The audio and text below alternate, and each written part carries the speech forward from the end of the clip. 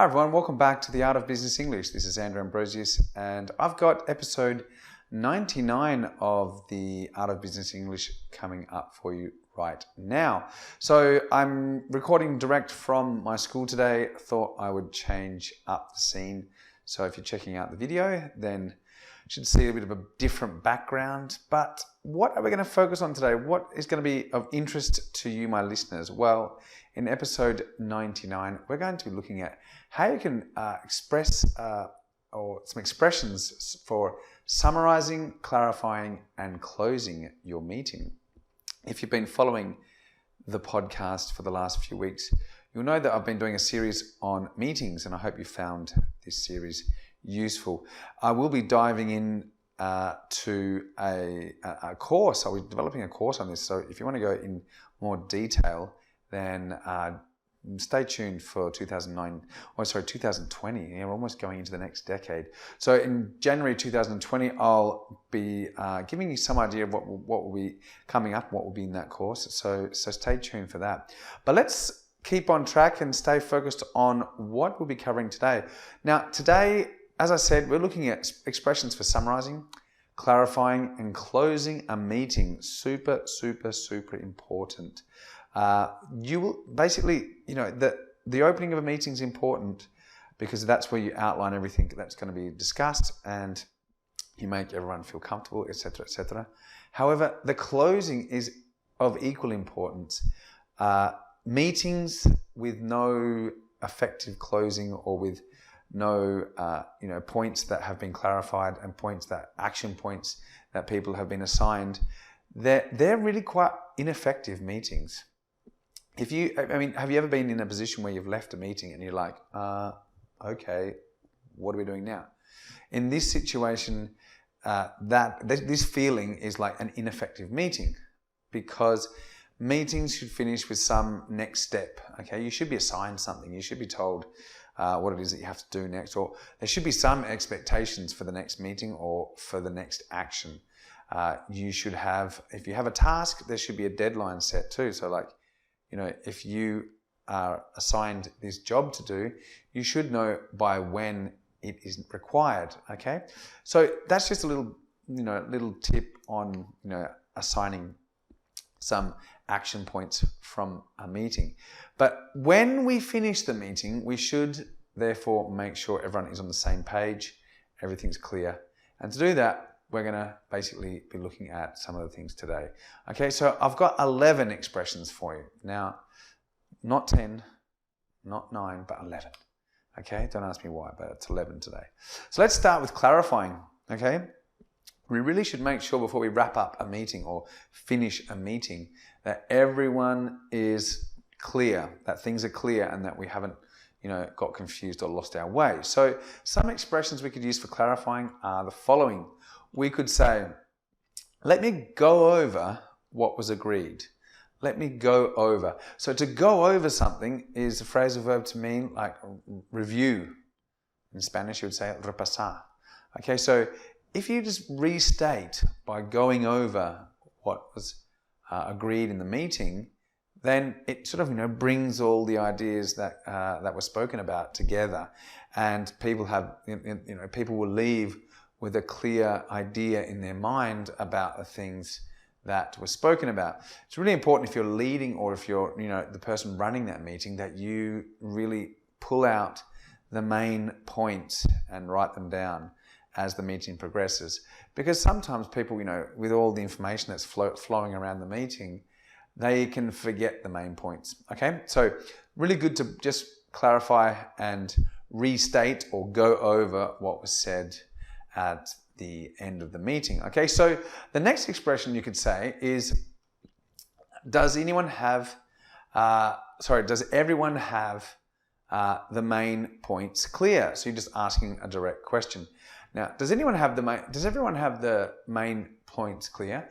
Now, if you ask people if they have the main points clear, you need to be careful with these yes, no questions, because people in meetings sometimes feel a bit embarrassed or shy. So if you say just to everyone, does everyone have the main points clear?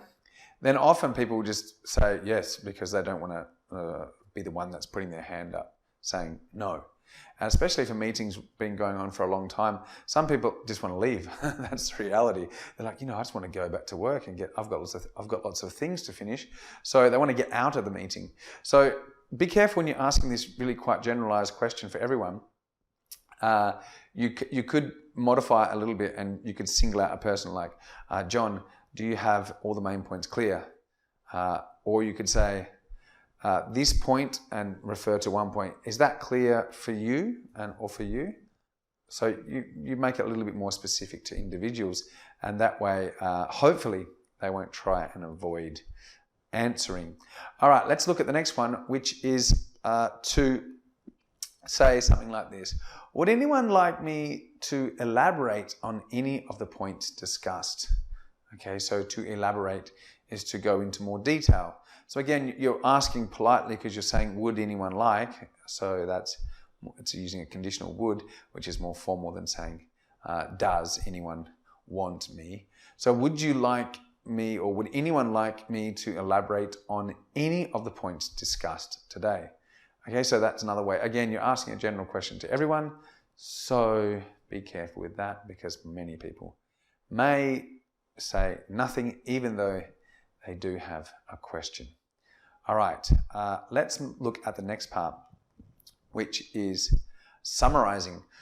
So summarising is very, very, very effective as well. So once you've tried to clarify with people to make sure everyone's on the same page, you should summarise what was agreed in the meeting, or summarise all the main points so that people really have that clear idea left in their mind of what was going on. So let's look at some expressions for summarising then.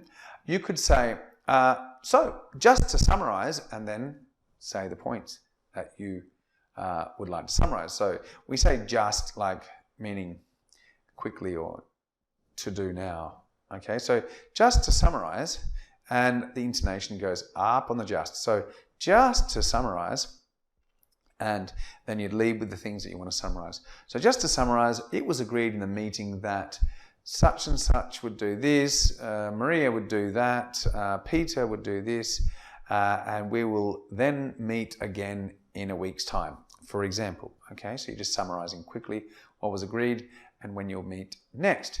Another one you could say is, let me go over what was agreed.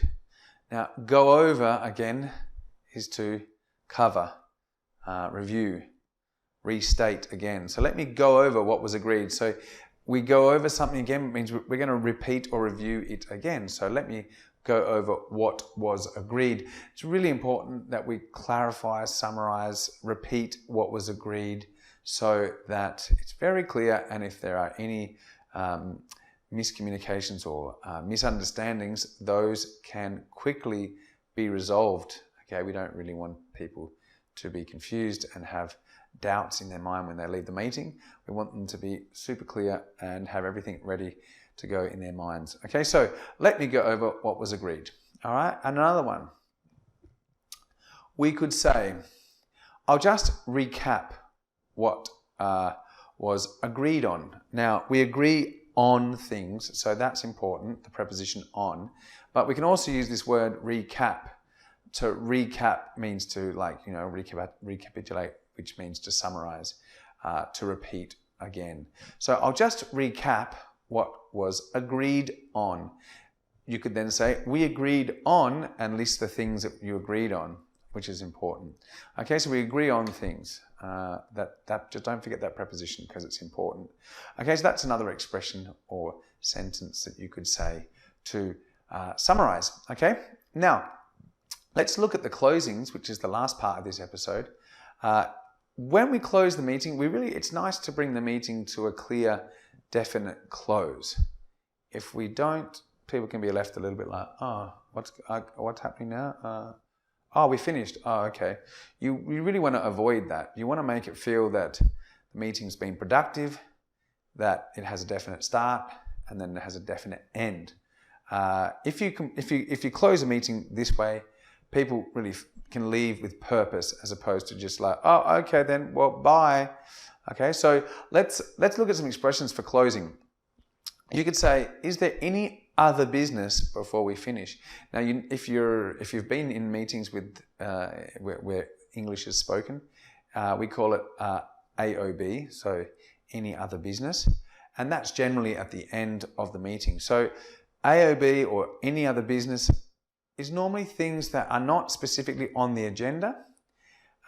So they're not listed on the agenda, the items that will appear or are to be spoken about at the meeting. So any other business, if you've got something that was not spoken about that you think is relevant to the meeting, then you can say, yeah, I've got one more thing, okay? And that any other business can be quickly added on at the end. But remember, if you're leading a meeting, you need to make sure that it's relevant to the meeting and the agenda, because maybe someone says, yeah, I want to talk about this. And it's like, well, the staff Christmas party is another meeting, so we're not going to talk about the staff Christmas party now, I'm sorry. Okay, so really important that we keep any other business in line with the agenda of the meeting. However, it's when we give someone an opportunity to add something that wasn't listed on the agenda. So is there any other business before we finish? Okay, the next one. We could say something like, Paul has agreed to write up the minutes. It's really important, especially if you're having a formal meeting or a meeting that requires a record of what was spoken about, that someone write up the minutes. So you could say, okay, Paul has agreed to write up the minutes, and that sort of signals that we're coming to the end of the meeting, because when we want someone to write up the minutes after the meeting and then send them to the participants. It's very important that you receive the minutes from a meeting, so that you just have that little reminder in your inbox of what was spoken about. And if you need to refer to things that were spoken about in the meeting, they should be in the meeting, the minutes of the meeting. Therefore, for example, if someone says, you had to deliver a report in the next meeting, you could, refer to when that report was due. Okay, or when you need to deliver that report. So, minutes are very helpful. So you could say, Paul has agreed to write up the minutes. Now, to write up means to put them down onto paper, prepare them into a document, okay? All right, let's continue.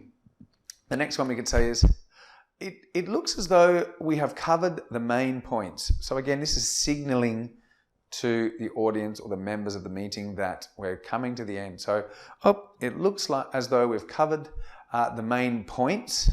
And then you could possibly say, if there is no other business, we can wrap things up. And to wrap things up means to bring them to a close. Okay, so it looks as though we've covered the main points. Now, when we say covered, it means that we have gone through and spoken about each of the main points. Okay, all right, and then we can say, I'm afraid we will have to finish here. So remember, I'm afraid doesn't mean I'm scared. It does, but in this context, no. It means I'm afraid, meaning I'm sorry, we will have to finish here. So I'm afraid we'll have to finish here because we're running out of time. Maybe your meeting has a time limit and you're like, okay, I'm afraid we will have to finish here because we need to finish by 11. Okay, so again, you're signaling to the members of or the participants in the meeting that we're bringing the meeting to a close. All right. Next one is, I declare the meeting closed. So I declare the meeting closed is quite a formal way of saying the meeting is finished. Okay, but it's great to say that. It does bring a definite finality to things. So you say, okay, I declare the meeting closed. Thanks everyone, and we'll see you at the next meeting, or I'll see you next week, or I declare the meeting closed. Thank you everyone, you're free to leave. Or you could say, I declare the meeting closed. Thank you, everyone. If anyone has any quick questions, they can come and see me now. Otherwise, have a great morning, or have a great lunch, or have a great afternoon. Okay, so that's the way we can bring a meeting to a close. So I really hope you've enjoyed those expressions, and I hope you find them useful. Remember, meetings don't need to be that difficult. They're incredibly important. They just require planning, preparation, and they require, just a bit of structure. Having a clear agenda, having these the minutes listed out, what the points is, the points that will be discussed. It's really important that we do a bit of planning and we put in the effort to make sure that our meetings have purpose and meaning attached to them.